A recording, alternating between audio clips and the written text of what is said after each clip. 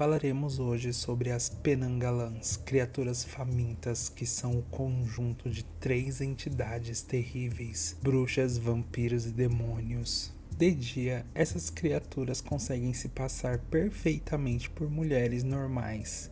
Porém, à noite, de forma inconsciente ou não, essas mulheres se transformam em bestas voadoras, sedentas por sangue de mulheres grávidas e crianças recém-nascidas. É claro que elas também não perderiam a oportunidade de predar qualquer pessoa que esteja distraída durante a madrugada, em algum ponto escuro no interior ou nas cidades.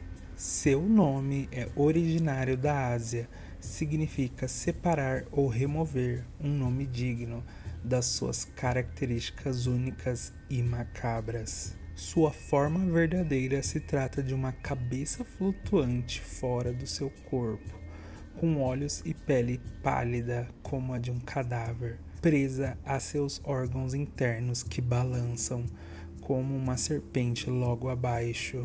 Devido às suas características, muitas pessoas a identificam como um fantasma ou criatura sobrenatural. Porém, é muito mais complexo do que isso, visto que elas podem, durante o dia, reconectar sua cabeça e seus órgãos novamente a seu corpo e, em seguida, ter uma vida normal, algo quase impossível para inúmeras criaturas do abismo. Embora ela se assemelhe a lobisomens ou vampiros devido às suas inúmeras características, como devorar humanos durante a noite, os lobisomens e vampiros em particular se multiplicam por meio de contágios, por arranhões ou mordidas, como uma verdadeira praga vinda do inferno. As Penangalãs, por outro lado, podem ser criadas de diferentes formas, embora todas essas formas estejam diretamente ligadas a fenômenos sobrenaturais pessoais. Existem muitas formas de uma mulher se transformar em uma Penangalã. O relato mais comum se trata de uma feiticeira poderosa que, usando seus conhecimentos obscuros, busca a imortalidade e a juventude eterna por meio de um pacto com uma entidade mágica ou demônio. Porém, quando algo dá muito errado na criação do feitiço, deixar de seguir algumas simples regras do ritual já é o bastante para desencadear a maldição como um efeito colateral da sua falta de cuidado e preparo, sendo condenada a se transformar nesta criatura vampírica durante a noite, sempre com muita fome e desejo por sangue de crianças e mulheres grávidas. A feiticeira amaldiçoada permanece jovem e bonita por muito tempo. Entretanto, ela não é invulnerável ou imortal como pretendia. Na verdade, durante a noite, quando se transforma em uma fera irracional, a feiticeira se mantém extremamente vulnerável aos ataques de suas vítimas. Portanto, fica o questionamento: bebês recém-nascidos e mulheres que acabaram de dar à luz realmente são suas presas preferidas? Ou será que ela ataca essas presas em específico porque são mais fáceis de serem abatidas? Mulheres comuns podem se transformar em Penangalãs por meio de maldições proferidas por bruxas que também são Penangalãs, ou quando são interrompidas em rituais religiosos extremamente sagrados e poderosos. Uma lenda antiga conta que uma mulher estava em uma banheira cheia de vinagre para um ritual de purificação muito importante criado por sua família. Uma amiga que morava próximo a ela foi visitá-la sem aviso prévio. Sem querer, entrou no local onde a mulher fazia seu ritual de purificação. Não entendendo a estranha situação que a mulher se encontrava, sua amiga, assustada com a cena, acabou gritando e em seguida perguntando o que estava ocorrendo ali. A mulher de pé na banheira entrou em desespero com o ocorrido e, com um susto, acabou escorregando e batendo o pescoço na banheira. Sua cabeça então se desprendeu do corpo, levando seus órgãos junto para o lado de fora e morrendo instantaneamente. Em poucos segundos, a cabeça presa aos órgãos estava flutuando e, tomado por uma força obscura e diabólica, acabou atacando a invasora que atrapalhara seu ritual. A invasora conseguiu fugir enquanto a criatura demoníaca flutuava para o alto de uma árvore, gritando durante a noite sons de pura raiva e descontrole. Feiticeiras poderosas conseguem manter uma certa racionalidade quando estão transformadas. Elas realmente só atacarão de forma silenciosa as presas mais fáceis. Por isso, as feiticeiras escolhem trabalhar como parteiras e enfermeiras, estando assim sempre próximas às suas principais vítimas, podendo também se alimentar do sangue escorrido durante o parto, deixando esse sangue em uma jarra próxima ao seu corpo quando o mesmo se transforma durante a noite, evitando em muitos casos que a criatura saia e fique totalmente vulnerável aos perigos de fora. Todas as mulheres que sabem sobre sua terrível condição sempre deixam um balde de vinagre no seu quarto durante a noite.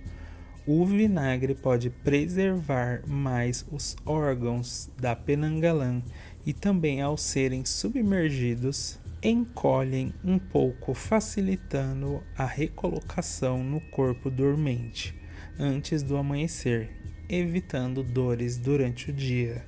Já mulheres que foram amaldiçoadas e não sabem que são Penanggalans, durante a noite a sua cabeça se desprende e flutua sozinha atrás de qualquer pessoa solitária que cruzar seu caminho na escuridão, acordando durante o dia com fortes dores no pescoço e no corpo, imaginando que dormiram de mau jeito, sem perceberem a terrível maldição que têm. Embora sejam muito poderosas, um homem adulto armado durante a noite representaria uma presa mais complicada de ser abatida. Como dito anteriormente, elas são realmente criaturas poderosas e poderiam sim matar uma pessoa distraída e sozinha durante a noite. Porém, não são invulneráveis e imortais. Podem ser mortas se forem gravemente feridas por facadas ou armas em sua cabeça ou órgãos. Normalmente, as mulheres amaldiçoadas são mortas mais facilmente quando estão transformadas, já que não possuem racionalidade, se comportando como monstros sanguinários, diferente das feiticeiras que têm mais cuidado durante sua transformação. Ser mãe já é um grande desafio por si só. Agora imagine você, mulher, no meio da madrugada, colocando seu filho recém-nascido para dormir, quando de repente o cheiro de vinagre enche o ar do quarto do seu filho. Então você repara que a janela do quarto se abriu rapidamente e cabelos negros muito parecidos com tentáculos adentram ao quarto do bebê. Rapidamente, usando todos os seus instintos maternos, você bate e tranca a janela e pega seu bebê, só para notar que do lado de fora, na escuridão da noite e bem na sua frente, há uma cabeça flutuando com órgãos pendurados do lado de fora da janela, a encarando com um sorriso malicioso e uma fome voraz indescritível. Uma cena digna de filme de terror. Mas como se proteger dessas criaturas do abismo?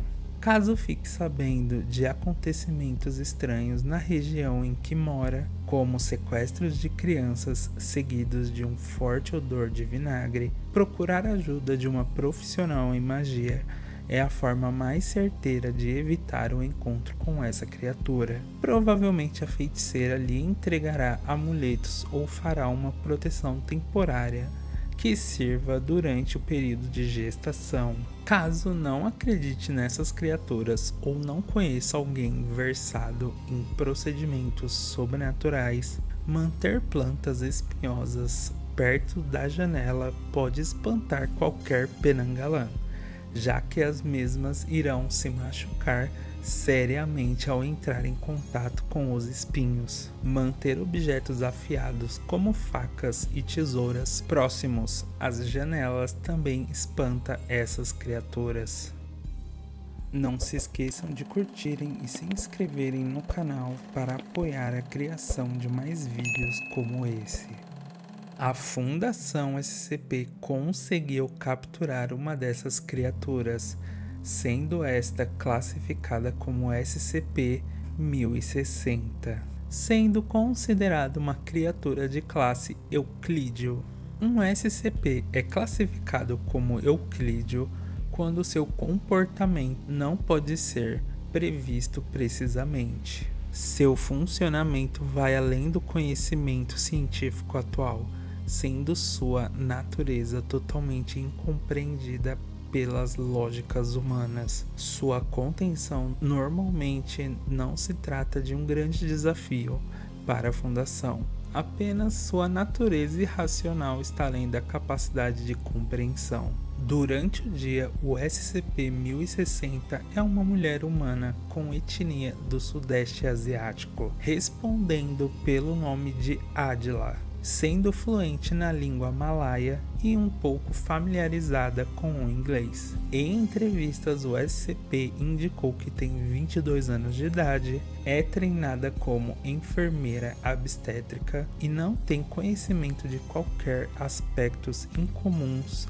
de sua situação noturna. Nessas entrevistas, o SCP frequentemente exige ser libertado da contenção ou ter permissão para contatar familiares. O SCP-1060 deve ser contido em uma cela de detenção a todos os momentos, principalmente durante a noite. Durante o ciclo noturno, o SCP deve ser alimentado com 1 kg de material placentário humano e fornecido uma bacia de pelo menos 4 litros de vinagre. As anomalias do SCP começam 80 minutos após a mulher adormecer. A cabeça do SCP e seus órgãos internos, coração, pulmão, fígado e grande parte do sistema digestivo e intestino se separam do resto do corpo com um movimento repentino, deixando um buraco ao redor da base do pescoço da mulher. A cabeça e os órgãos do SCP então levitam por meio de um processo desconhecido e flutuam livremente ao redor da cela de contenção, enquanto sua língua aumenta para aproximadamente 22 centímetros. O SCP então se sacode no ar como uma cobra. O restante do corpo do SCP permanece deitado em uma posição de repouso, como uma pessoa normal. Os dentes caninos superiores e inferiores do SCP também aumentam em comprimento e nitidez durante esse estágio. Em circunstâncias normais de contenção, o SCP consumirá o material placentário fornecido, usando partes do corpo como cabelos, língua e intestinos na forma de membros de contato, como tentáculos, para levar o material placentário até a boca. Seguindo a alimentação, o SCP mergulhará os órgãos expostos no vinagre. Os órgãos encolherão para que possam ser recolocados na cavidade corporal da mulher. A cabeça então se reconecta ao corpo, não deixando nenhuma costura ou cicatriz visível. Nenhuma mulher grávida deve ser admitida dentro da câmara de contenção ou próximo às instalações durante o ciclo noturno do SCP-1060. Um incidente terrível ocorreu com a pesquisadora Marilyn. Na época, estava com 3 meses de gravidez. Entrou na câmara de contenção durante o ciclo noturno do SCP para encher a bacia de vinagre. Estava próximo ao amanhecer e o SCP já havia se reconectado ao corpo do hospedeiro. Porém, imediatamente após a detecção da presença da pesquisadora na câmara, o SCP-1060 voou na direção da senhorita Marilyn a uma grande velocidade. Então usou extensões de intestino para imobilizar a senhorita Marilyn. O SCP então mordeu a pesquisadora no abdômen e consumiu o feto no local, junto com a maior parte do resto do útero e seu conteúdo. Penangalãs são criaturas realmente únicas e impressionantes. Poucas criaturas do abismo conseguem adquirir tantas características cruéis e indescritíveis. Caso tenham gostado do vídeo, não se esqueçam de se inscreverem no canal para não perderem as próximas criaturas que estão por vir. Boa noite e até o próximo vídeo.